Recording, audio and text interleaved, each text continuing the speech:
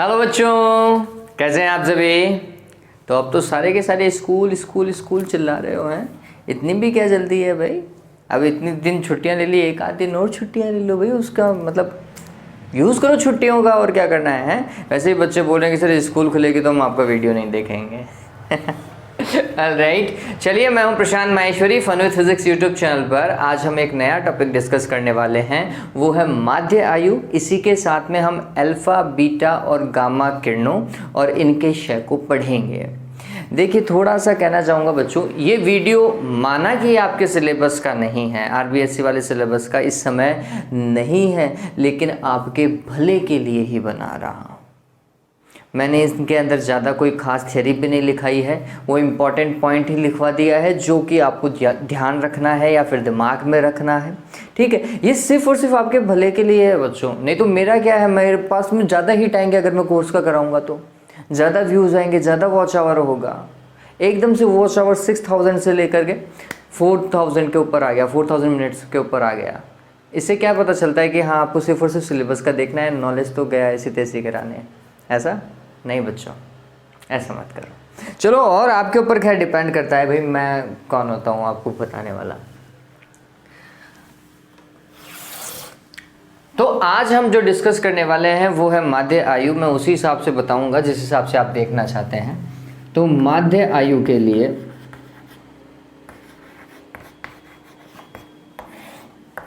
हमने अर्धायु देख लिया है। अर्धायु का फॉर्मूला हम कैलकुलेट भी कर चुके हैं। अर्धायु का फॉर्मूला अगर आप लोगों को याद हो तो कुछ ऐसा लिखा था, T1/2 या फिर T = 0.693 डिवाइडेड बाय लैम्डा, जहां लैम्डा क्षयांक था।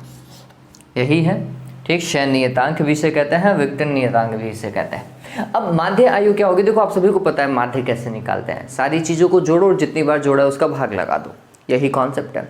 तो हमने लिखा समस्त, इसमें क्या होगा, समस्त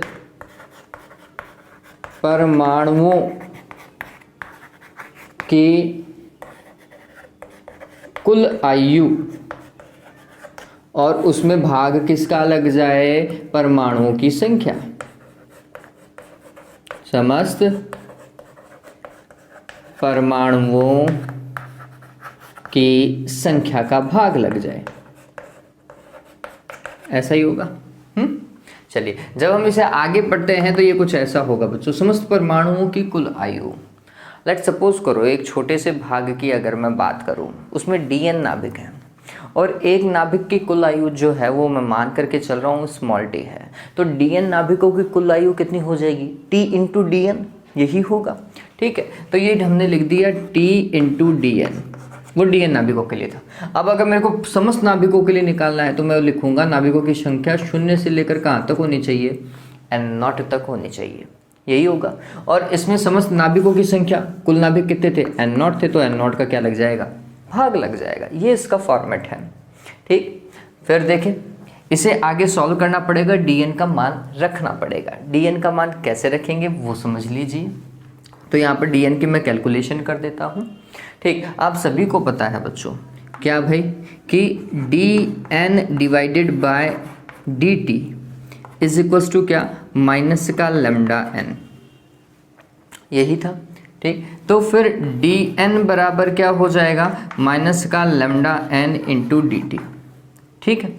चलिए, इसको मैं क्या लिखूँ, तो माइनस का लैम्डा n की जगह क्या लिखा जा सकता है, N0 e⁻ लैम्डा t। अरे ये था ना भाई, अरे आपने वो नियम पढ़ा है रदरफोर्ड-सोडी का, चलो पढ़ लीजिएगा प्लीज़, अगर नहीं पढ़ा है तो देख लीजिएगा। और DT आ जाएगा, ये हो गया DN। और जब मैं DN के परिमाण की बात करूं, क्योंकि हम यहाँ पर संख्यात्मक मान ही लिखने वाले थे, तो संख्या है तो संख्या को हम धनात्मक लिखेंगे, तो हमने लिख लेना है, अगर मैं इसके परिमाण की बात करूं तो ये हो जाएगा lambda N0 e⁻ lambda t dt। अब आप देखें DN जो है वो कन्वर्ट हो गया समय के अंदर। यहाँ पे परमाणु, सक्रिय परमाणुओं की संख्या अब समय के अंदर हम कन्वर्ट लेकर के चल रहे हैं, मतलब लिमिट को संख्या से अब आपको चेंज करना पड़ेगा समय में, ये बात ध्यान में रखना। तो जब हम संख्या से समय में चेंज करेंगे तो अब ये लिमिट चेंज हो जाएगी, और हमने इस चीज को लिख लेना है, इसे मैं टो लिख देता हूं, टो बराबर हो जाएगा, शून्य से लेकर अब अनंत समय लग सकता है, हमें पता नहीं कब तक वो विकटित होता रहेगा। टी ऐसा का ऐसा, dn का मान जो हमने निकाला है क्या भाई, लैम्डा एन नॉट e की पावर माइनस लैम्डा टी और dt डिवाइडेड एन नॉट से एन नॉट कैंसिल हो जाएगा, जो नियत मान है मैं उसे बाहर निकाल रहा हूँ, वो है लैम्डा 0 से लेकर अनंत तक, फिर t e की पावर माइनस लैम्डा टी और dt। अब ये समाकलन मैथमेटिक्स वाले ही कर पाएंगे जिन्हें आइलेट विधि आती है ना, आइलेट विधि के थ्रू ये समाकलन क्या होगा, सॉल्व होगा। मैं इसकी जगह डायरेक्ट वैल्यू लिख रहा हूँ, वैसे भी एनसीईआरटी में डायरेक्ट वैल्यू ही लिखी हुई है।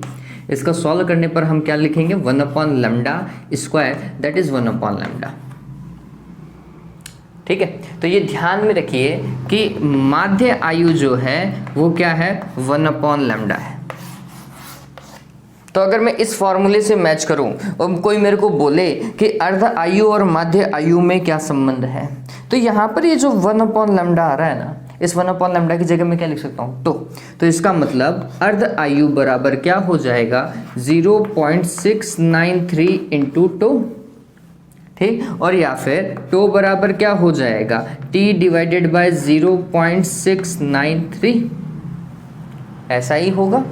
ये 1/0.7 हो गया, 10 में 7 का भाग लगाओ, 7 एकम 7, 7 चौका 28,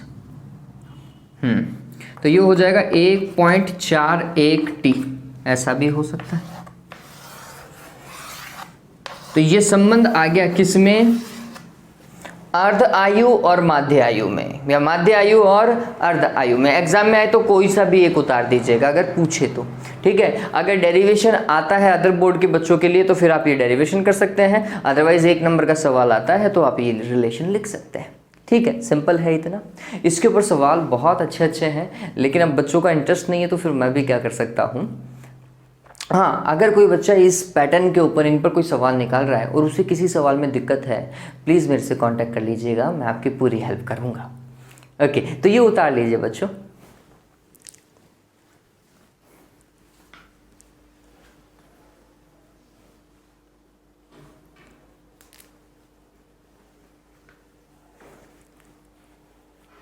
हुआ?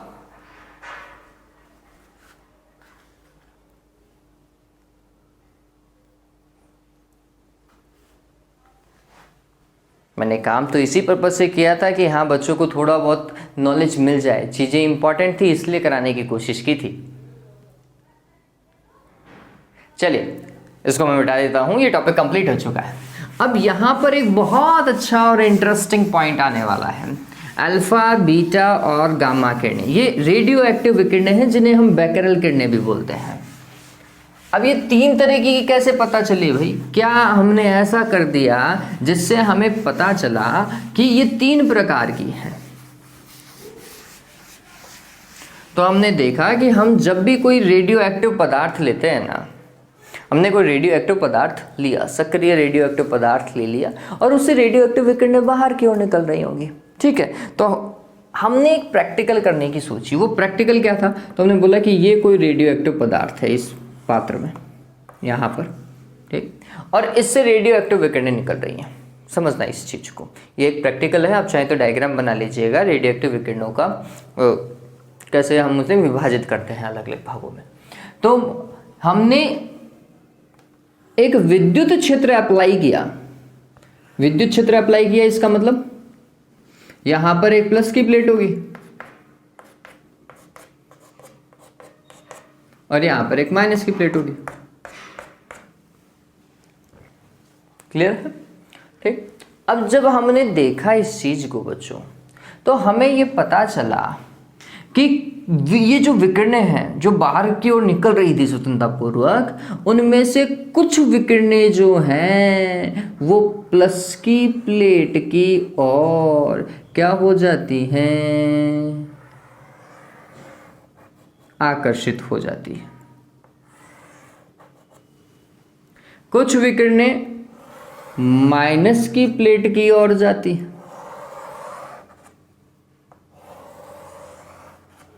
और कुछ विकिरणें ऐसी थी जो सीधे ही चली जाती है। तो इस तरीके से हमें पता चला कि ये विकिरणें कितने तरीके की मिली, हमें 3 तरीके की मिली। ठीक, पहली जो प्लस की प्लेट की ओर जाएगी, सीधी सी बात है, प्लस की प्लेट की ओर आकर्षित होगी बच्चों, को कैसी होगी, उसकी प्रकृति कैसी होगी, ऋणात्मक होगी। कैसी होगी, ऋणात्मक। तो हम बोलते हैं ये वाली किरणों की प्रकृति ऋणात्मक थी, इन्हें हम बीटा किरणें बोलते हैं। इन्हें कौन सी किरणें बोलते हैं, बीटा किरणें। जो ऋणात्मक प्लेट की ओर जाती है उनकी प्रकृति कैसी होनी चाहिए थी, धनात्मक होनी चाहिए थी, प्लस की होनी चाहिए थी। उन्हें पता चला तो ये इन्हें बोला गया अल्फा किरणें या अल्फा कण।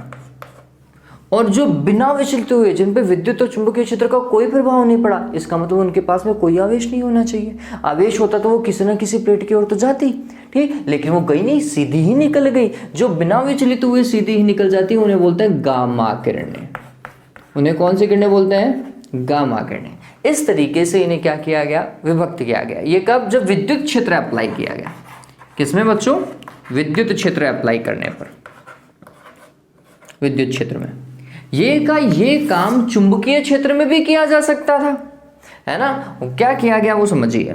तो यहां पर मैं बोल रहा हूं कि वापस से वही पदार्थ है, रेडियो एक्टिव पदार्थ है ये, ठीक। और यहां पर हम एक चुंबकीय क्षेत्र ले रहे हैं। ये आपको गोला सा दिखाई दे रहा होगा ना, ये गोला क्या है वो थोड़ा सा समझ लीजिए, ये थोड़ा समझने लायक बात है। इस गोले में हम बोल रहे हैं चुंबकीय क्षेत्र जो है वो तल के लंबवत अंदर की ओर है, क्रॉस वाला चिन्ह है। चुंबकीय क्षेत्र जो है वो तल के लंबवत कहाँ की ओर है, अंदर की ओर, ऐसा यूं जा रहा है, ठीक है। ये दिमाग में रखोगे तो ये ध्यान में रखिएगा, मैं लिख देता हूं। चुंबकीय क्षेत्र तल के लंबवत कहाँ की ओर बच्चों, अंदर की ओर, ठीक है।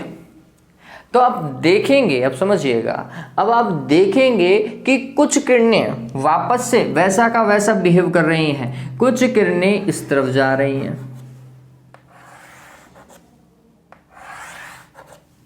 कुछ किरणें इस तरफ जा रही हैं, और कुछ किरणें ऐसी जा रही हैं। बाहर निकलनी चाहिए, मैं निकाल नहीं पा रहा हूं, ठीक है, ऐसा निकाल दीजिएगा।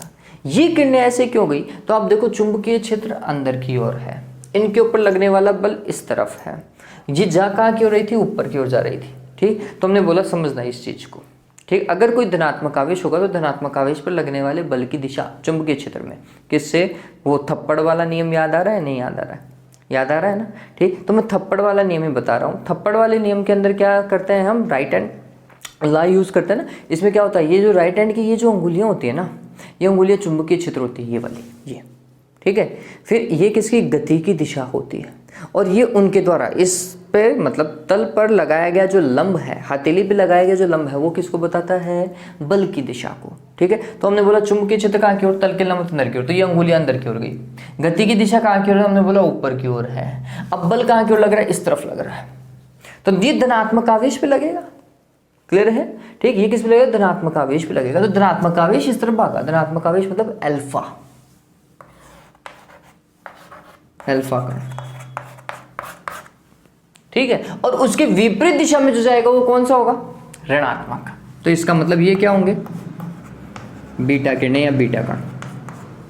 और जो बिना विचलित हुए, जिसके पास में कोई आवेश ही नहीं है, वो चुंबकीय क्षेत्र से विचलित भी नहीं होता है, वो सीधा निकलेगा, कौन सा, गामा किरणें, ठीक है। तो हमें ये पता चलता है कि जब विद्युत और चुंबकीय क्षेत्र लगाते हैं तो ये जो रेडियो एक्टिव विकिरणें हैं उनमें से अल्फा और बीटा तो विद्युत और चुंबकीय क्षेत्र में विचलित हो जाती है, विक्षेपित हो जाती है, जबकि गामा किरणों की गति की दिशा पर कोई प्रभाव नहीं पड़ता। इस चीज को ध्यान में रखें, दिमाग में रहेगा ये पता चल गया। ये लिख लीजिएगा, चुंबकीय क्षेत्र में गति या चुंबकीय क्षेत्र का प्रभाव और विद्युत क्षेत्र का प्रभाव, ऐसा लिख लीजिएगा, ठीक है ये बात। चलिए आगे डिस्कस करते हैं इस चीज को। ये डन है ना बच्चों, ओके। अब आगे देखो, मैं जल्दी जल्दी से बता देता हूं कि अल्फा, बीटा और गामा में क्या अंतर है। थोड़ा सा जल्दी कर लेते हैं इस चीज़ को, ताकि हम इनके शेप को पढ़ सकें, अल्फा डीके, बीटा डीके और गामा डीके पढ़ सकें, समझ सकें कि उन पे सवाल कैसे आते हैं। थोड़ा सा देखिए, ये क्या है, अल्फा बीटा और गामा में अंतर। ठीक है, टॉपिक हमारे पास में ये।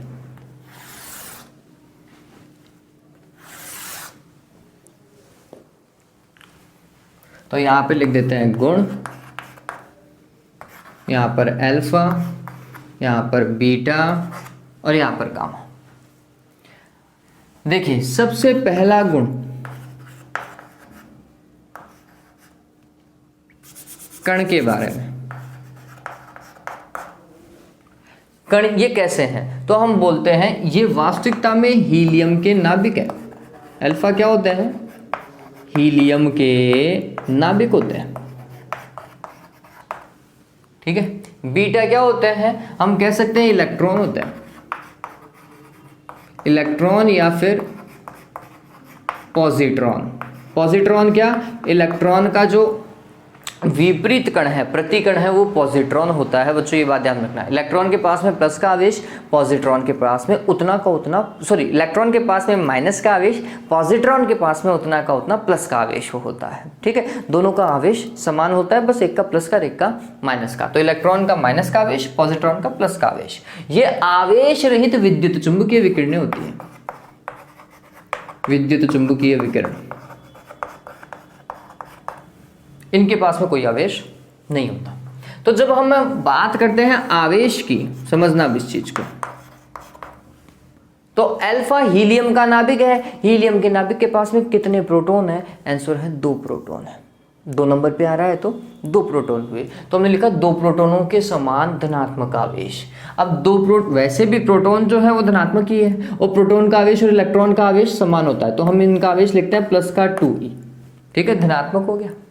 फिर इनका आवेश हम बोलेंगे, अगर इलेक्ट्रॉन है तो माइनस का e और पॉजिट्रॉन है तो प्लस का e। धनात्मक भी हो सकता है और ऋणात्मक भी हो सकता है, और ये तो बेचारे आवेश रहित होते हैं, इनके पास में कोई आवेश नहीं होता। आवेश रहित तो द्रव्यमान रहित कण होते हैं ना, इनका जो विराम द्रव्यमान होता है वो 0 होता है गामा का। ठीक, तो तीसरा हम द्रव्यमान ही डिस्कस कर लेते हैं। द्रव्यमान, तो हम बोलते हैं हीलियम के नाभिक। हीलियम को कैसे लिखते हैं, तो हम लिखते हैं 2He4, 4 आ रहा है ना, तो 4 प्रोटोनों, लगभग 4 प्रोटोनों के समान द्रव्यमान है, लगभग बोल रहा हूं मैं। ठीक है, तो हम इसको लिख सकते हैं 4mp, एक भारी कण है ये। ठीक है, बीटा देखोगे तो इलेक्ट्रॉन है, इलेक्ट्रॉन का द्रव्यमान me होता है, तो ये बहुत हल्का कण है भाई। चलिए, और गामा देखो, गामा के पास में ना आवेश होता है ना द्रव्यमान, तो हम लिखेंगे द्रव्यमान रहित।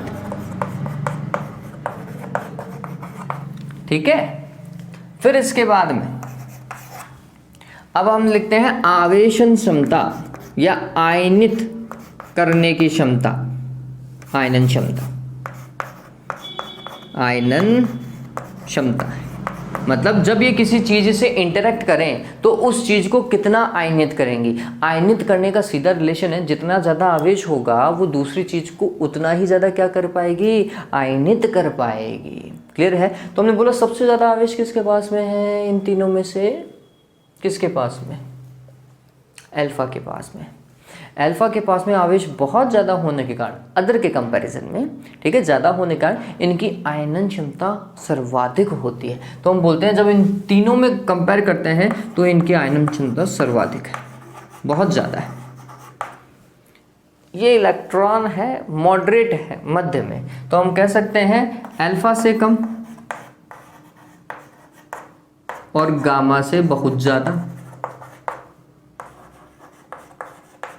ठीक, इनमें तो आयनन क्षमता होती ही नहीं है, न्यूनतम। ठीक, फिर पांचों देखे वेग, वेलोसिटी। तो अल्फा की वेलोसिटी बच्चों बहुत कम होती है, बहुत ज़्यादा कम होती है, बात ध्यान में रखना। एक कागज़ का पन्ना भी अगर अल्फा के पाथ पर डाल दिया जाए तो रुक जाएगा। ये शायद 5 सेंटीमीटर के आसपास ही चल पाते हैं, 5 से 7 सेंटीमीटर तक मुक्त आकाश में चल पाते हैं, ठीक है, गति कर पाते हैं। तो हम कह सकते हैं कि इनका वेग बहुत कम होता है, ये ध्यान में रखिएगा। और कितना, तो हम बोलते हैं प्रकाश के वेग से इनकी तुलना की जाती है, वैसे बहुत कम नहीं, प्रकाश के वेग से इनकी तुलना की जाती है। तो हमने अगर ऐसा करना है तो हम बोलेंगे प्रकाश के वेग से बहुत कम, प्रकाश के वेग से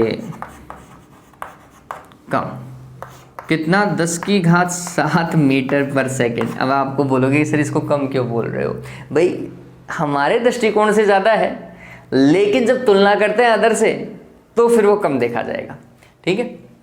अब चलिए फिर बीटा का वेग जो है वो प्रकाश के वेग की कोटि का होता है। प्रकाश के वेग की कोटि क्या, 10⁸ मीटर पर सेकेंड, तो उसका वेग भी 10⁸ मीटर पर सेकेंड होता है, लेकिन 3 से गुणा नहीं हो रहा, वो शायद 1 या 1.1 से गुणा हो रहा होगा, ठीक है। तो यहाँ पर हम लिखेंगे प्रकाश के वेग की कोटि के समान, प्रकाश के वेग की कोटि के समान, ठीक है, कितना, 10⁸ मीटर पर सेकेंड वाला। और ये तो विद्युत चुंबकीय विकिरण है, प्रकाश के वेग से गति करेंगे, प्रकाश के वेग के तुल्य, ठीक है। फिर इसके बाद में अब वेग हो गया, तो इसके बाद में हम देखते हैं भेदन क्षमता।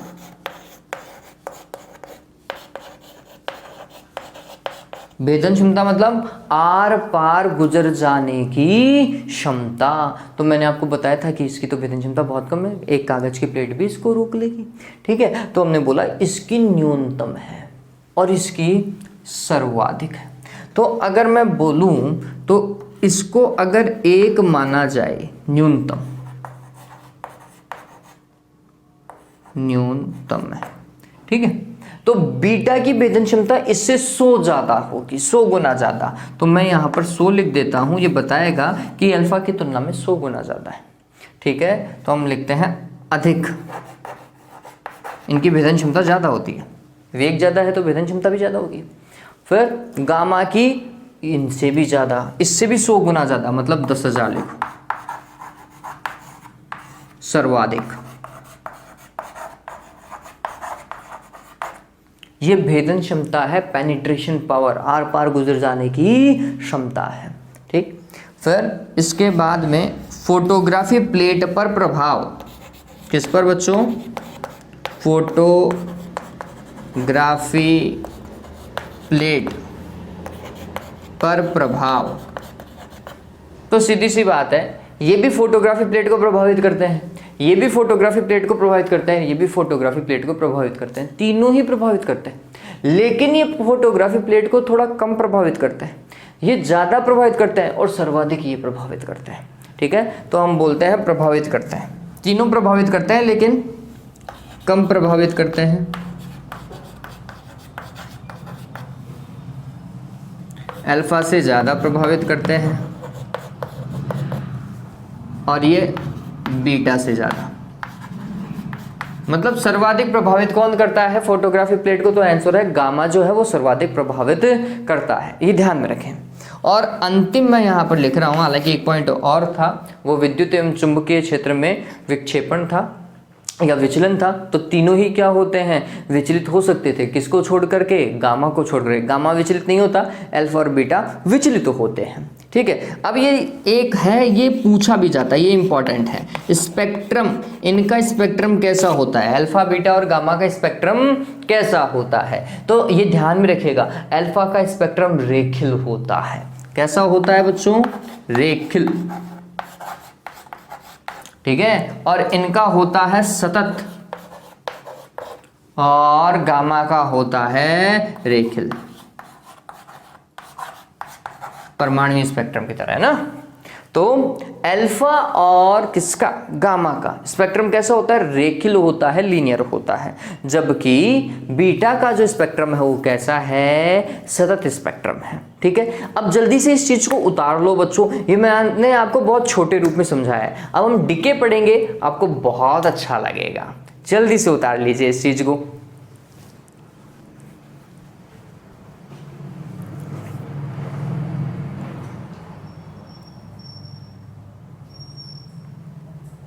अल्फा बीटा और गामा डीके पढ़ेंगे, वो बहुत इंपॉर्टेंट है, छोटे हैं, इंपॉर्टेंट हैं और उनके क्वेश्चन बहुत ही अच्छे हैं।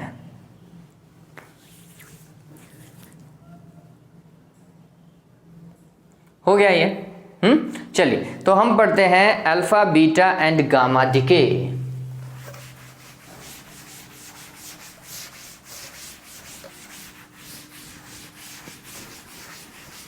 मैं आपको सिर्फ और सिर्फ वही चीज लिखाऊंगा इसके अंदर जो एग्जाम में आती है, ये बात ध्यान में रखिएगा।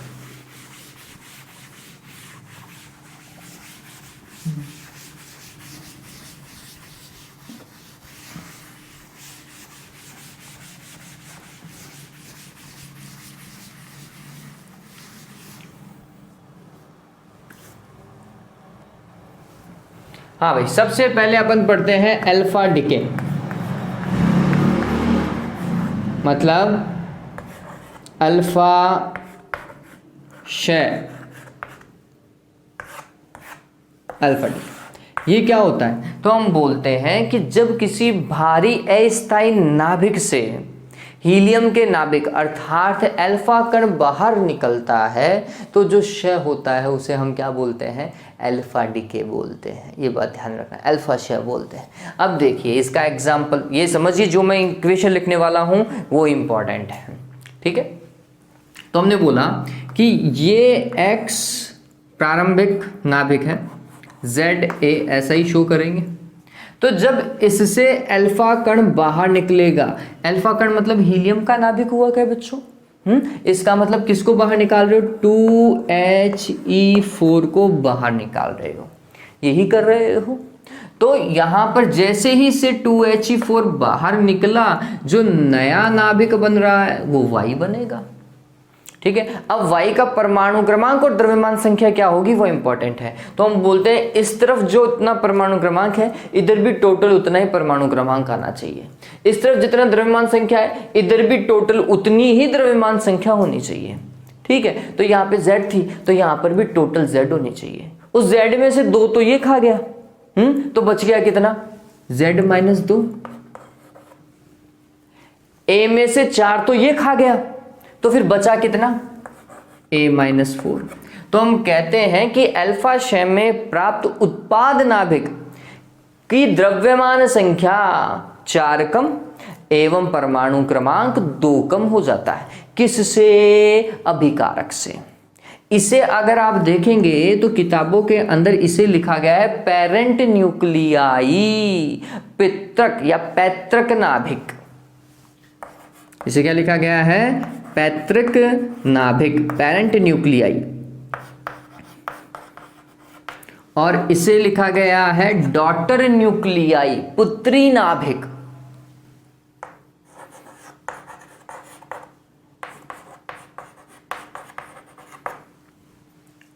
ठीक है। और वो तो अल्फा कण था ही, ये क्या है? अल्फा कण है। और इस पर्टिकुलर प्रक्रिया में कुछ मात्रा में ऊर्जा भी मुक्त होती है जिसे हम क्यू मान बोलते हैं, क्यू एनर्जी बोलते हैं, ध्यान में रखिएगा, ठीक है। तो ये बात ध्यान में रखना, अल्फा क्षय के अंदर जो नया नाभिक बनता है उसका परमाणु क्रमांक तो 2 करना है, किससे? पैतृक नाभिक से, और द्रव्यमान संख्या को 4 कम कर देना है। ये सबसे ज्यादा इंपॉर्टेंट भाग है बच्चों, ठीक है। अब जब हम इस चीज की रामायण को पढ़ रहे हैं तो एक सवाल आता है कि ये क्यू ऊर्जा कैसे ज्ञात की जाए। तो हम बोलते हैं, इस चीज को समझना बच्चों, ये क्यू ऊर्जा आई कहाँ से? तो इस चैप्टर के अंदर ऊर्जा का एक पार्ट सीधा सीधा बता रखा है कि कुछ न कुछ द्रव्यमान क्षति होगी अभिक्रिया में, और वो जो द्रव्यमान क्षति है वही किस में कन्वर्ट हो जाएगी? ऊर्जा में कन्वर्ट होगी। यही बेसिक कॉन्सेप्ट है इस चैप्टर के अंदर, ऐसा ही है, ठीक। तो यहां पर कैसे द्रव्यमान क्षति हो रही है वो समझिए। तो हम बोलेंगे कि पैतृक नाभिक का द्रव्यमान प्राप्त उत्पादों के द्रव्यमान से अधिक होता है। मतलब इसका द्रव्यमान इन दोनों के द्रव्यमान से क्या है? थोड़ा सा ज्यादा है। तो इन दोनों के मध्य जो अंतर है, द्रव्यमानों का अंतर, वही द्रव्यमान क्षति होगा। और वह द्रव्यमान क्षति किस में प्राप्त हो जाएगी? क्यू ऊर्जा के रूप में प्राप्त हो जाएगी, आइंस्टीन के नियमानुसार। बात समझ में आ गई? ठीक है। तो यहाँ पर अगर मैं द्रव्यमान क्षति की बात करूं, इस अभिक्रिया में द्रव्यमान क्षति की मैं बात करूं, तो डेल एम क्या होगा वो समझिए। तो डेल एम होगा इसके द्रव्यमान में से इन दोनों का द्रव्यमान हटा दो। ठीक है, इसके द्रव्यमान में से इन दोनों का द्रव्यमान हटा दो। और मैं नाभिकों से काम कर रहा हूं, ये बात ध्यान में रखना। तो हमने क्या काम करना है, नाभिक को स्मॉल एम से प्रदर्शित करेंगे। तो एक्स के नाभिक का द्रव्यमान माइनस किसके, इन दोनों नाभिकों का द्रव्यमान। तो मैं बोलूंगा स्मॉल एम वाई वाला नाभिक है ना, प्लस अल्फा कण वाला नाभिक, इन दोनों के द्रव्यमान को घटा दो। यही करेंगे। ठीक। और ऊर्जा क्यू मान ऊर्जा कितनी होगी, तो हमने लिखा डेल एम सी स्क्वायर हुई। डेल एम का मान कितना, तो ये कुछ ऐसा हो जाएगा, small M X minus M Y और माइनस का एम एल्फा लिख दूं क्या, और इसको मल्टीप्लाई कर दिया किससे, सी स्क्वायर से। That is Q energy. ठीक है, ये इंपॉर्टेंट है, क्वेश्चन आता है बच्चों, है ना। अब इसके बाद में ये जो अल्फा कण बाहर निकल रहा है, इस अल्फा कण की भी खुद की एक गतिज ऊर्जा होगी। वो गतिज ऊर्जा ध्यान में रखें, अल्फा कण की गतिज ऊर्जा किसकी बच्चों, अल्फा कण की गतिज ऊर्जा। ये क्या है लिख लीजिएगा, के अल्फा इज इक्वल्स टू, यहां पर हम देखेंगे कि इसका द्रव्यमान कितना है, A-4। तो हमने लिखा A-4 डिवाइडेड बाय इसका द्रव्यमान कितना है, A, और इसको मल्टीप्लाई कर दो किससे, Q ऊर्जा से। ये ध्यान में रखना, इस तरीके से ही काम किया जाता है। ये गतिज ऊर्जा है किसकी, उस अल्फा कण की। ठीक, इस तरीके से मेरे हिसाब से सॉल्व हो जाएगा। पता चला क्या क्या करना है। मूलतः जो सवाल आता है वो इस इक्वेशन के हिसाब से आएगा। ये इक्वेशन जो देख रहे हो ना, इस इक्वेशन के हिसाब से आएगा। और यहाँ पर ये जो स्मॉल एम लिख रखा है बच्चों, वो किसके हिसाब से लिखा हुआ है, नाभिकों के द्रव्यमान के हिसाब से लिखा हुआ है, ध्यान में रखिए। ठीक है। हाँ, जब हम इसको सॉल्व करते हैं और परमाणुओं के द्रव्यमान से भी इस क्यू मान को निकालने की कोशिश करते हैं, तो ये मैं लिख देता हूं, नाभिकों के द्रव्यमान के पदों में। ठीक है। अब अगर मैं इसे परमाणुओं के द्रव्यमान के पदों में लिखूं, तो देखो नाभिक में तो सिर्फ और सिर्फ क्या होता है, प्रोटॉन और न्यूट्रॉन होता है। उस नाभिक को परमाणु में कन्वर्ट करने के लिए हमें उसमें इलेक्ट्रॉन भी तो जोड़ने पड़ेंगे। क्लियर है ये बात। तो यहां तक तो प्रोटॉन और न्यूट्रॉन का ही खेल चल रहा था। ठीक है, क्योंकि नाभिकों का द्रव्यमान था और नाभिक में सिर्फ प्रोटॉन और न्यूट्रॉन होते हैं। अगर मैं इलेक्ट्रॉन का द्रव्यमान भी ऐड कर दूं तो फिर वो पूरे परमाणु का द्रव्यमान हो जाएगा। ठीक है। तो यहां पर अगर मैं इसे परमाणुओं के द्रव्यमान के पदों में इसे लिखने की कोशिश करूं तो कैसे होगा वो समझ लीजिए। ये ध्यान में रखना क्योंकि कई बार आता है। तो परमाणुओं के द्रव्यमान के पदों में, अब ये काम आपको करना है तो कीजिए, नहीं तो अदरवाइज याद रखने लायक तो यही है बच्चों, यही पूछा भी जाता है। ठीक है। अब इस चीज को कैसे काम करेंगे वो समझिए। यहाँ पे थोड़ी सी मैथमेटिक्स तो थोड़ा सा ज्यादा दिमाग लगने वाला है। तो हमने लिखा mx, ठीक है, माइनस my और माइनस m एल्फा वास्तविकता में क्या था, हीलियम ही तो था। हीलियम का नाभिक तो था। और फिर ये सारी की सारी चीजें किससे मल्टीप्लाई हो रही थी, सी स्क्वायर से। ऐसा ही था। अब मैं क्या कर रहा हूं समझिए, मैं यहां पर इलेक्ट्रॉन्स के द्रव्यमान को ऐड कर रहा हूं। तो टोटल इलेक्ट्रॉन कितने हैं, आंसर है Z। शुरुआत में तो इतने ही इलेक्ट्रॉन होंगे। तो हमने लिखा Z इलेक्ट्रॉनों का द्रव्यमान जोड़ो और इतने ही द्रव्यमान को घटा दो। बताओ भाई कोई फर्क पड़ेगा क्या? ये तो कट गया, सी स्क्वायर से मल्टीप्लाई होना है, कोई फर्क नहीं पड़ेगा। ठीक है, अब हम क्या करेंगे वो समझिए। यहाँ पर थोड़ी सी मैथमेटिक्स टिपिकल हो जाएगी, इक्वेशन जो है वो चेंज होने वाली। ये प्लस का जेड एम इसके पास में ले आए, तो हमने लिखा एम एक्स, एक्स नाभिक का द्रव्यमान, और एक्स नाभिक में कितने इलेक्ट्रॉन है, आंसर है जेड इलेक्ट्रॉन है। अरे इतना ही परमाणु क्रमांक है, उतने ही इलेक्ट्रॉन होते हैं, उतने ही प्रोटॉन होते हैं। ठीक, तो ये प्लस का जेड एम मैंने इसके साथ में जोड़ा, यहां उठा करके लिख दिया। ठीक है, फिर माइनस का एम वाई और माइनस का एम हीलियम या एम अल्फा, जैसा भी आप लिखना चाहें उससे कोई फर्क नहीं पड़ता, मैं तो आपकी सुविधा के लिए हीलियम लिख रहा हूं। ठीक है, और यहाँ पर माइनस का जेड एम ई है। इस माइनस के जेड एम ई को मैं कैसे तोड़ सकता हूं, देखो जेड को कैसे तोड़ सकते हैं, ये पूरा का पूरा जेड बन रहा है क्या, जेड -2 + 2, जेड बनेगा नहीं बनेगा, 2 से 2 तो कैंसिल हो गया। तो मैं इसको ऐसा लिख सकता हूं, समझना इस चीज को, माइनस जेड -2 + का 2, बताओ भाई, और ये एम ही लिख दूं क्या, कोई फर्क पड़ेगा देवताओं, नहीं पड़ेगा, ये तो वापस से जेड ही रहा। ठीक है, अब मैं क्या करूंगा, इस एम ई को और इस माइनस को गुणा कर दूंगा जेड -2 से, इस एम ई को और माइनस को गुणा करूंगा इस 2 से। ठीक है, तो देखो क्या इक्वेशन बनेगी, समझना।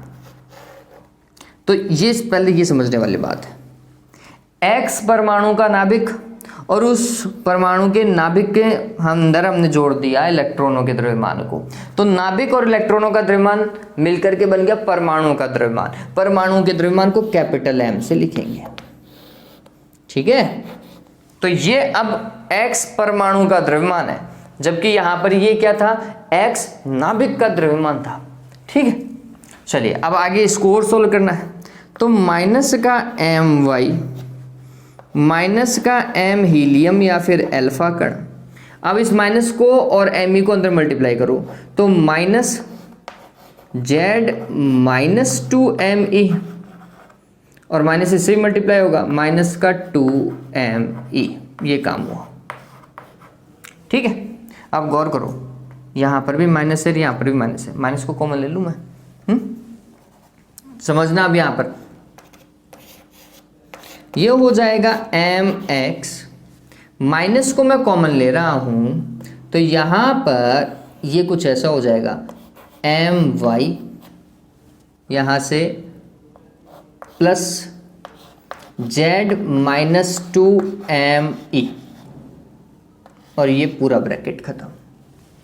ठीक, फिर यहां पर भी माइनस है, यहां पर भी माइनस है, इनका भी माइनस कॉमन लो, तो ये हो जाएगा एम हीलियम और ये हो जाएगा प्लस का 2me, और अब ये c²।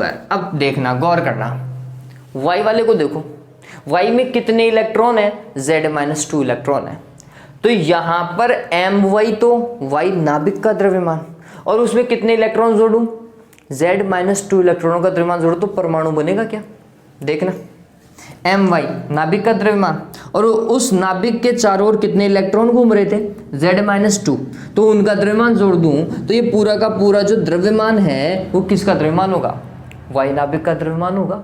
ठीक है, तो फिर हम इस चीज को क्या लिखेंगे, mx -my, अब ये y परमाणु का द्रव्यमान हो चुका है, समझना, नाभिक का द्रव्यमान और उसमें इलेक्ट्रॉनों का द्रव्यमान जोड़ते ही वो किस में कन्वर्ट हो गया, परमाणु के द्रव्यमान में। मैंने शायद लास्ट में थोड़ा सा गलती बोल दिया था, समझिएगा, नाभिक का द्रव्यमान और उसमें इलेक्ट्रॉनों का द्रव्यमान जोड़ने पर वो बन गया परमाणु का द्रव्यमान, कैपिटल एम से। यहां पर भी देखो, अल्फा कण क्या था, हीलियम का नाभिक था, तो हीलियम नाभिक का द्रव्यमान, और हीलियम में अगर 2 इलेक्ट्रॉन का द्रव्यमान जोड़ दें तो वो हीलियम परमाणु बन जाएगा, क्योंकि हीलियम परमाणु में 2 इलेक्ट्रॉन होते हैं।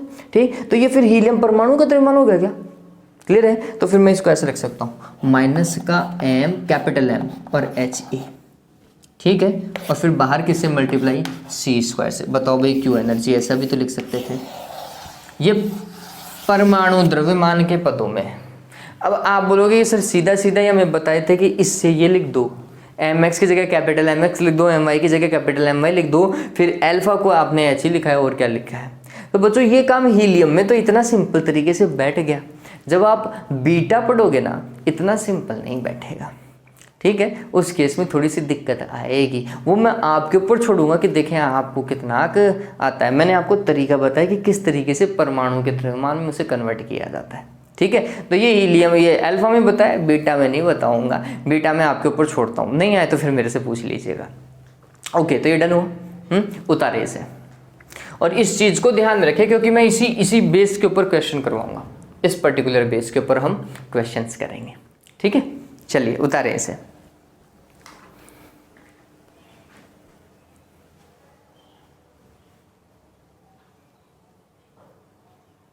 ये अल्फा डीके था, ये बात ध्यान में रखिएगा। और सामान्यतः बच्चों होता क्या है, जब भी अल्फा डीके होता है ना, तो जो नया नाभिक बनता है वो उत्तेजित अवस्था में होता है सामान्यतः। तो वह उत्तेजित अवस्था से अपनी स्थायी अवस्था में या मूल अवस्था में आने में भी क्या करता है, ऊर्जा को उत्सर्जित करता है। तो फिर ये आने के पश्चात ही गामा डीके और कर देता है, ठीक है। तो अल्फा डीके के बाद में क्या संभव है, गामा डीके होना संभव है, ठीक है। कब, जब उत्पाद नाभिक या पुत्री नाभिक जो है वो उत्तेजित अवस्था में हो, तो फिर वो गामा डीके भी दर्शाएगा। हो गया, डन है। चलिए, ये इतना ही था बच्चों, इसमें कोई दिक्कत होनी भी नहीं चाहिए जहां तक मैं समझता हूं, है ना। चलिए अब इसके आगे नेक्स्ट पार्ट करते हैं।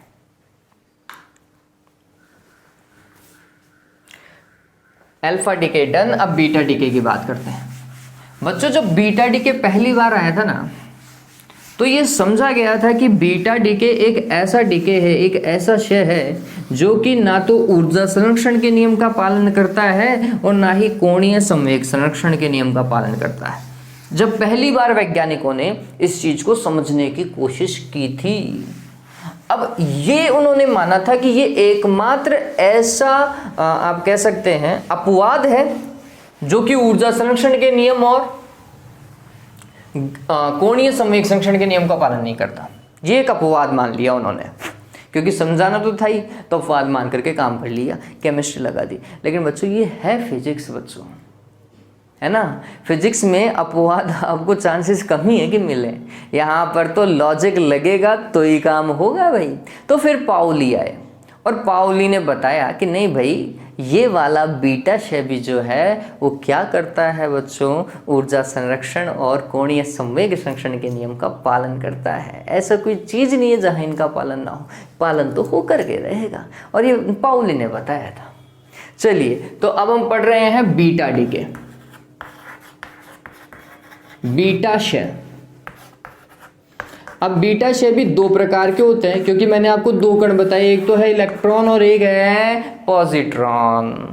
तो एक इलेक्ट्रॉन के क्षय से समझाएंगे जिसे हम बीटा माइनस क्षय बोलते हैं, और पॉजिट्रॉन को हम बीटा प्लस क्षय बोलते हैं। समझिए एक बार के लिए, सबसे सिंपल इक्वेशन में लिख रहा हूं, तो मैं लिख रहा हूं बीटा माइनस क्षय। समझ गए क्या, कौन से क्षय की बात कर रहे हैं, इलेक्ट्रॉन क्षय की बात कर रहे हैं, ठीक है। इलेक्ट्रॉन ही है, इलेक्ट्रॉन का द्रव्यमान बहुत कम होता है प्रोटॉन की तुलना में, तो हम बोलते हैं कि इनकी द्रव्यमान संख्या 0 मान करके चलो, और इनका परमाणु क्रमांक 1 मान करके चलो, क्योंकि आवेश प्रोटॉन और इलेक्ट्रॉन का समान होता है, ठीक है। तो इनका परमाणु क्रमांक 1 माना जाएगा और द्रव्यमान संख्या 0। अब एक कौन सा, प्लस का या माइनस का, वो डिपेंड करता है बीटा के ऊपर कि बीटा है कैसा। अगर बीटा माइनस है तो परमाणु क्रमांक माइनस के 1 की तरह बिहेव करेगा, और अगर बीटा प्लस है तो परमाणु क्रमांक प्लस के 1 की तरह बिहेव करेगा। ये एक टर्मिनोलॉजी उन्होंने डिफाइन करवाई है, ठीक है। तो हम इसे जब काम करते हैं तो इसको जब समझना इस चीज को, तो ये होगा x, यहां पर z और a।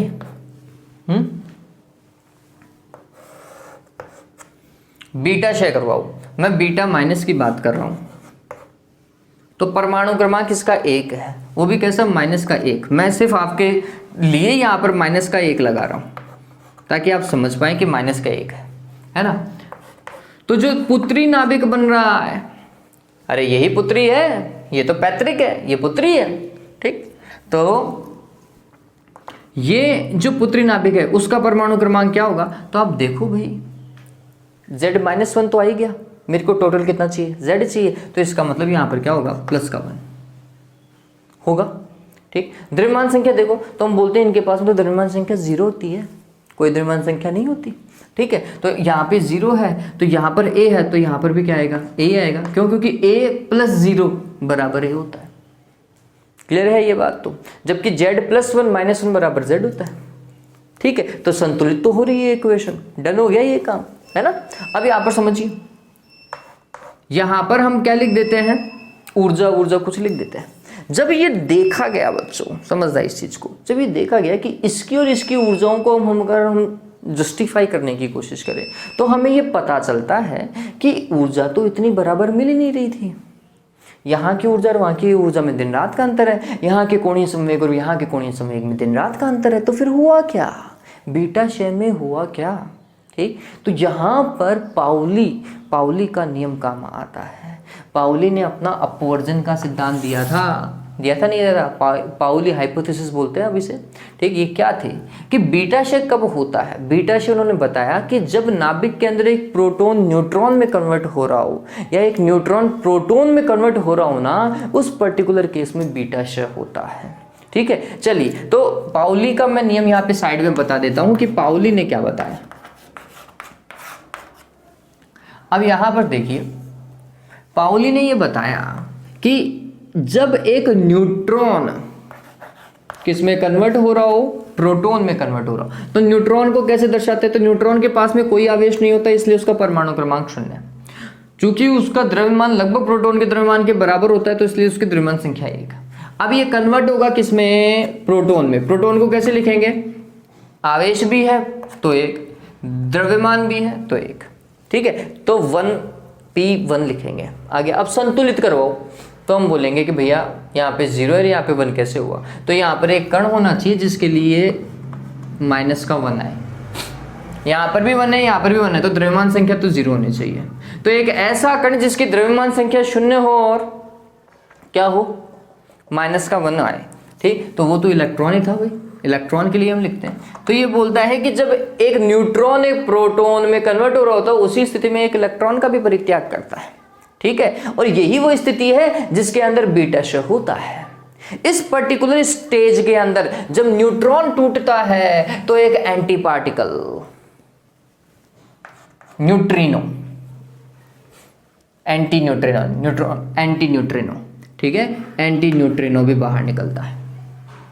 यह एक द्रव्यमान रहित, आवेश रहित कण है, ये बात ध्यान में रखना, जो ऊर्जा को कंटेन करता है। तो वो जो बची कुची ऊर्जा है वो किसके पास में थी, इस एंटी न्यूट्रिनो पार्टिकल के पास में। इसको क्या बोलेंगे, एंटी न्यूट्रिनो। ठीक है, तो बची कुछ ऊर्जा किसके पास में है, इस एंटी न्यूट्रिनो पार्टिकल के पास में।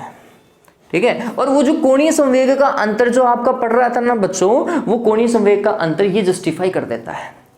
इसका कोणीय संवेग जो है वो 1/2h/2π प्लस माइनस का चलता है, 1/2h/2π चलता है, ये बात ध्यान रखना, प्लस माइनस का।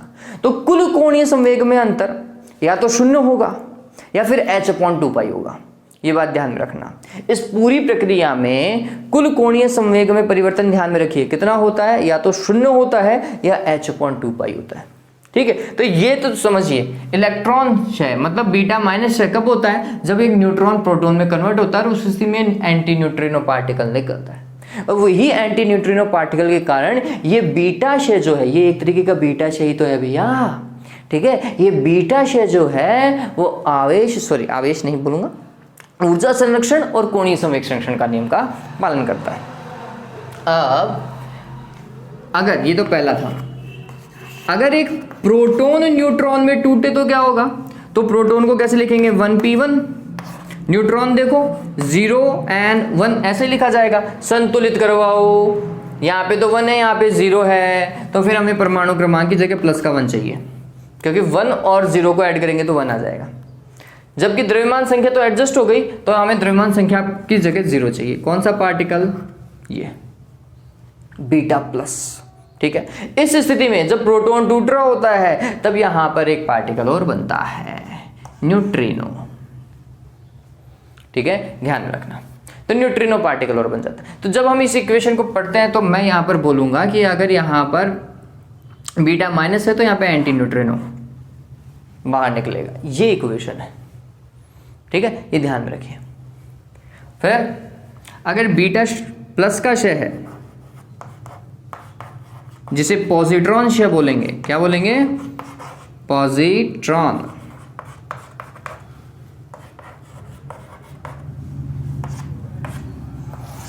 उस पर्टिकुलर केस में ये वाली चीज आएगी। उस केस में प्रोटॉन न्यूट्रॉन में टूट रहा था, ठीक है। जब प्रोटॉन न्यूट्रॉन में टूट रहा था तो ये कुछ ऐसा होगा, ZA, पॉजिट्रॉन शेयर करवाना है मतलब बीटा प्लस है, ठीक है। अब ये इसकी द्रव्यमान संख्या प्लस की 1 है, तो यहाँ पर जो पुत्री नाभिक बनेगा उसकी द्रव्यमान संख्या माइनस की 1 हो जाएगी, Z-1, ठीक है। कुल से जब सॉरी द्रव्यमान संख्या नहीं, परमाणु क्रमांक, और परमाणु क्रमांक, और यहाँ पर द्रव्यमान संख्या पर कोई प्रभाव नहीं पड़ेगा। तो ध्यान में रखिए, मैं वापस से रिपीट कर देता हूँ इस चीज़ को, शायद जल्दीबाजी में अगर ऊक चूक नहीं हुआ हूँ। देखिए यहाँ पर परमाणु क्रमांक Z है, तो यहाँ पर परमाणु क्रमांक प्लस का 1 था।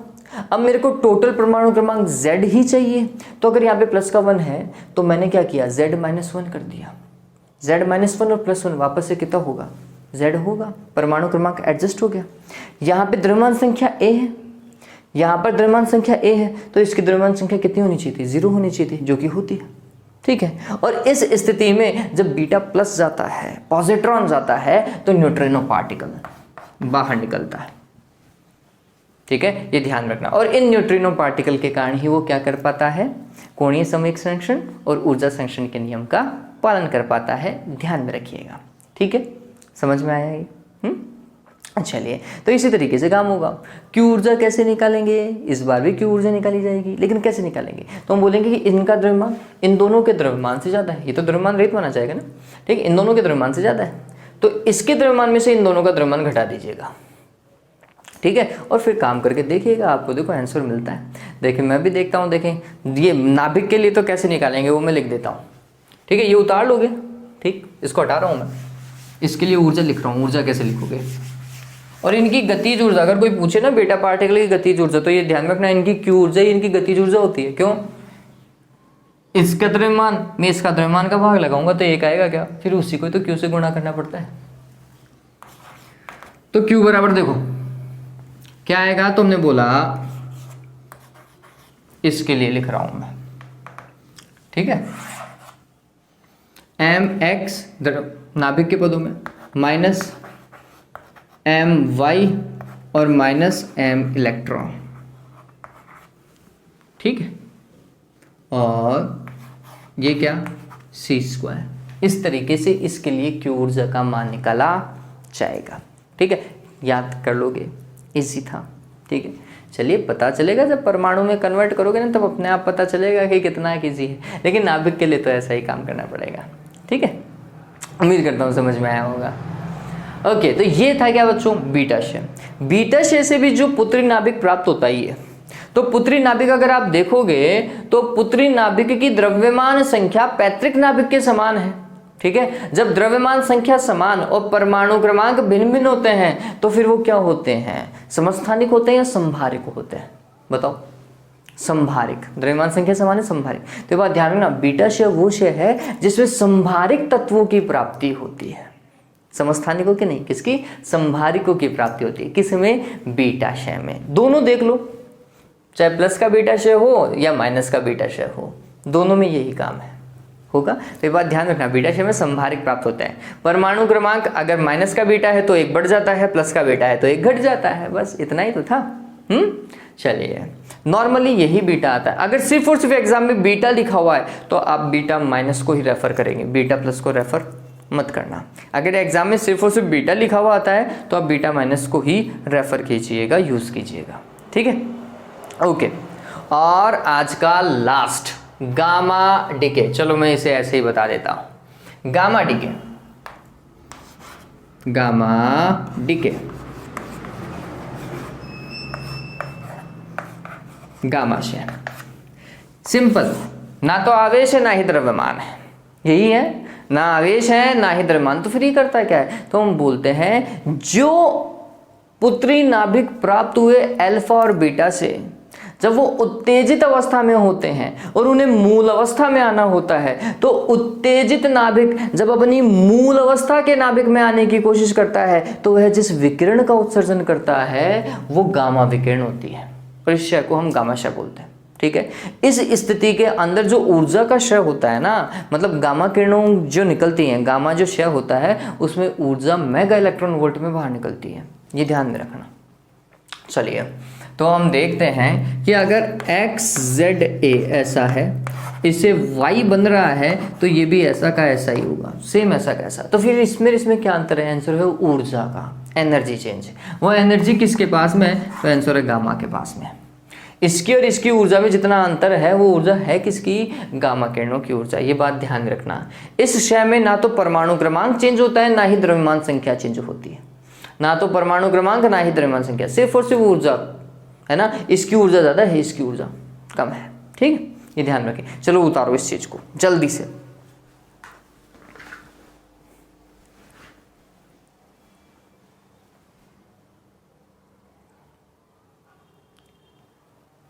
अभी 1 या 2 सवाल करेंगे और आपको पता चल जाएगा कि ये रामायण पढ़ी क्यों हमने।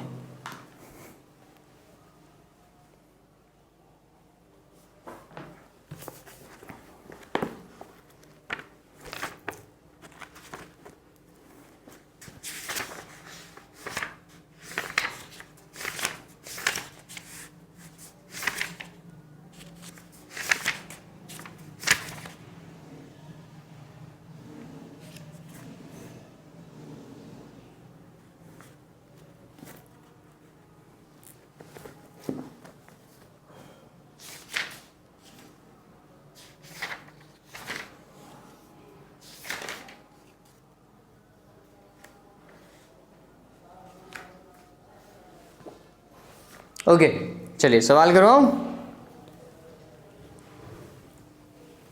एक सिंपल सा सवाल लिखा हुआ है।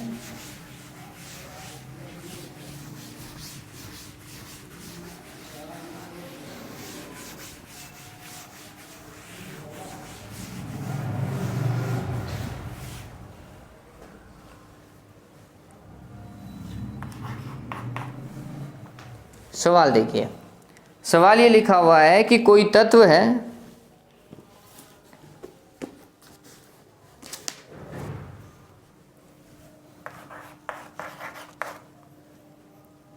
तत्व X 84 और यहां पर लिखा हुआ है 202, ठीक है, का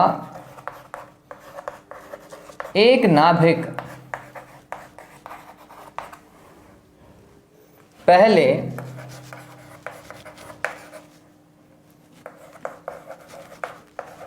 एक अल्फा कण, फिर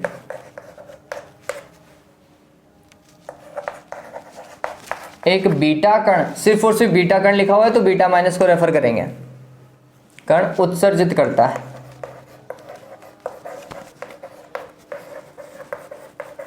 उत्सर्जित करता है।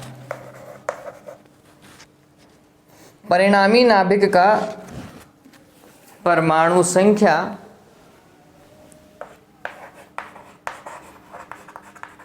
परिणामी नाभिक का परमाणु क्रमांक, परमाणु संख्या मतलब परमाणु क्रमांक, वह द्रव्यमान संख्या ज्ञात कीजिए। इसी तरीके के सवाल आते हैं, संख्या ज्ञात कीजिए। अब ये थोड़ा समझने वाली बात है कि या तो ऐसा आएगा, थ्योरेटिकल लाइन लिखी हुई आएगी, या फिर हम एक इक्वेशन दे देगा। इक्वेशन वाला सवाल भी मैं बता देता हूं, वो हमारी बुक में ही है। तो जब वो बोल रहा है कि एक अल्फा क्षय हुआ, तो हमने बोला, समझना इस चीज को, X 84 और यहां पर 202, तो उससे अल्फा क्षय करवाओ। तो हमने बोला अल्फा मतलब 2He4, ऐसा ही होगा। क्यों तो छोड़ दो एक बार के लिए, हमें तो सिर्फ और सिर्फ परमाणु क्रमांक को द्रव्यमान संख्या देखनी है, ठीक। तो हम बोलेंगे कि ये निकला, तो जब अल्फा निकलता है तो परमाणु क्रमांक 2 कम, तो 84 था तो हो जाएगा 82, जबकि द्रव्यमान संख्या 4 कम, 202 था हो जाएगा 198, ठीक। और लेट सपोज करो क्या बनाया, Y आ गया ये, ठीक। फिर बोल रहा है कि उसके बाद में क्या होता है, अल्फा के बाद में क्या होता है, बीटा शे होता है। अब इससे बीटा शे करवाओ तो हमने बोला कि ये y और ये 82 और ये 198, ठीक है। और इससे करवाओ बीटा शे। बीटा जब बोले सिर्फ बीटा शे तो समझ जाइएगा बीटा माइनस की बात कर रहा है। बीटा माइनस मतलब यहाँ पे -1 लिख देना, यहाँ पे 0 लिख देना, याद रखने के दृष्टिकोण से, ठीक है। क्या होगा, अगर बीटा माइनस है तो इसका मतलब परमाणु क्रमांक 1 बढ़ेगा, ठीक है। और अगर बीटा प्लस होता तो परमाणु क्रमांक 1 घटता, ठीक। तो अब परमाणु क्रमांक 1 बढ़ाओ तो हमने बोला कि नया जो बन रहा है वो लेट्स सपोज करो Z बन रहा होगा, ठीक। तो यहाँ पे 82 है, 82 से 1 बढ़ाया तो कितना हुआ, 83। जबकि बीटा शे में द्रव्यमान संख्या पे कोई प्रभाव पड़ता ही नहीं है, पड़ता नहीं है तो 198 तो 198। बात समझ में आई क्या? तो फाइनली परमाणु क्रमांक 83 एवं द्रव्यमान संख्या 198 प्राप्त होगी, ध्यान में रख लेना। उतारो इसको, नया सवाल बताता हूं।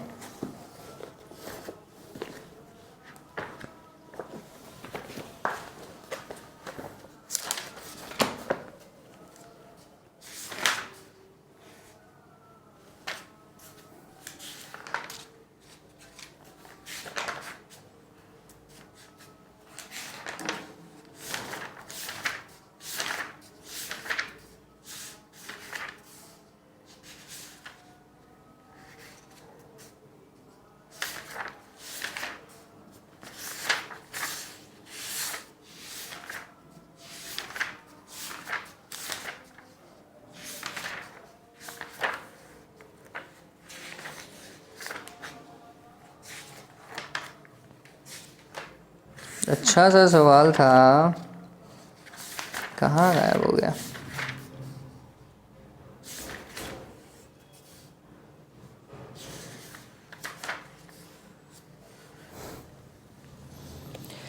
इसीलिए सवाल पहले ढूंढ करके रखने चाहिए।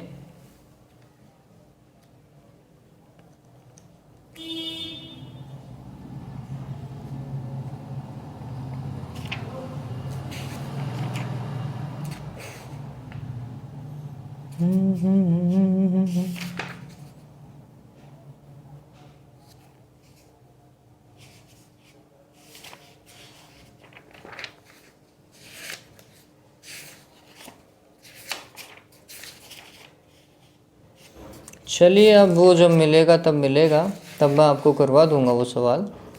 लेकिन उसी तरीके का सवाल जो है वो मैं आपको एग्जाम्पल के रूप में बताता हूँ कि इस तरीके के सवाल भी एग्ज़ाम में आते हैं। देखिए, ऐसा कुछ दिया हुआ होगा x1, ये एक कॉमन सवाल है कि यहाँ पर लिखा हुआ है 72 और यहाँ पर लिखा हुआ है 180, x लिखा हुआ है, और इससे अल्फा क्षय होता है, बनता है x1, फिर इससे एक बीटा क्षय होता है, बनता है x2, फिर इससे एक वापस से अल्फा क्षय होता है, बनता है x3, फिर इससे एक गामा क्षय होता है और बनता है x4। ठीक है, समझ रहे हो? अल्फा बीटा अल्फा गामा क्षय ऐसा हो रहा है क्रमांक रूप से, और बोल रहा है कि फिर ये जो अंतिम है इसका परमाणु क्रमांक और द्रव्यमान संख्या क्या होंगे। ठीक, तो हमने कॉमन सेंस यूज करना चालू किया। अल्फा क्षय, परमाणु क्रमांक में 2 की कमी, परमाणु क्रमांक में 2 की कमी 72 से हो जाएगा ये 70, और द्रव्यमान संख्या में 4 की कमी मतलब 176, 180 में से 4 घटाओगे तो 176। ठीक है, फिर बीटा क्षय, बीटा क्षय में हम क्या मान के चलते हैं बच्चों, बीटा माइनस मान करके चलते हैं। बीटा माइनस है तो फिर द्रव्यमान संख्या कोई प्रभाव नहीं। ठीक है, परमाणु क्रमांक 1 बढ़ जाएगा। तो मैंने बोला परमाणु क्रमांक 1 बढ़ाओ, 70 है तो कितना हो गया 71, द्रव्यमान संख्या कोई प्रभाव नहीं, इसका मतलब 176, ऐसा का ऐसा। अल्फा वापस से हो रहा है, वापस से परमाणु क्रमांक 2 कम, द्रव्यमान संख्या 4 कम। ठीक है, अब देखो इस चीज को, परमाणु क्रमांक 2 कम 69, द्रव्यमान संख्या 4 कम 172। गामा क्षय, गामा क्षय में सिर्फ ऊर्जा में ही परिवर्तन देखने को मिलता है, ना तो द्रव्यमान संख्या परिवर्तित होती है ना ही परमाणु क्रमांक चेंज होता है। तो ये हम बोलेंगे ये 69 रहा और ये 172 रहा। पता चला? परमाणु क्रमांक और द्रव्यमान संख्या, इस तरीके से सवाल आते हैं बच्चों। ये भी संभव था कि इनमें से किसी बीच वाले की वैल्यू दे दे, जैसे ऐसा कोई x1 बीटा शय, x2 अल्फा शय, x3 अल्फा शय, x4 और यहाँ पर x5, ठीक है, और ये गामा शय, और यहाँ पर बोल दे कि इसका परमाणु क्रमांक जो है वो 72 है और 180। तो क्या पूछ सकता है, ये जो x1 है ना, इसका परमाणु क्रमांक और द्रव्यमान संख्या याद करो, और ये जो x5 है इसका परमाणु क्रमांक और द्रव्यमान संख्या ज्ञात करो। चलो ये वाला ट्रैक मैं ही कर रहा हूं क्योंकि मैंने आपको बताया था, ये वाला ट्रैक आप मेरे को करके बताओगे, ये उल्टा वाला, देखते हैं किसका सही निकलता है, ठीक है, आंसर मिलना चाहिए मेरे को। चलिए मैं अल्फा बोल रहा हूँ, अल्फा में क्या करेंगे, 2 कम करेंगे परमाणु क्रमांक, तो ये 70, द्रव्यमान संख्या 4 का मतलब 176, ठीक है, गामा में कोई परिवर्तन नहीं होगा तो ये 70 और ये 176। ये वाला बताओ x1 के लिए परमाणु क्रमांक और द्रव्यमान संख्या, तो मानो कि आपको समझ में आया। चलिए आज के लिए बच्चों इतना ही था, उम्मीद करता हूँ कमेंट सेक्शन में मेरे को इसका आंसर देखने को मिलेगा बच्चों, ठीक है। चलिए आज के लिए इतना ही बच्चों, वीडियोस को लगातार देखें, वीडियोस को लाइक करें, हो सके तो इन्हें शेयर करें, और चैनल को अभी तक सब्सक्राइब नहीं किया तो सब्सक्राइब करना बनता है, ठीक है। ये दिख रहा है सवाल, इसको सॉल्व कर लीजिएगा पूरा। आज के लिए इतना ही, have a good day, take care.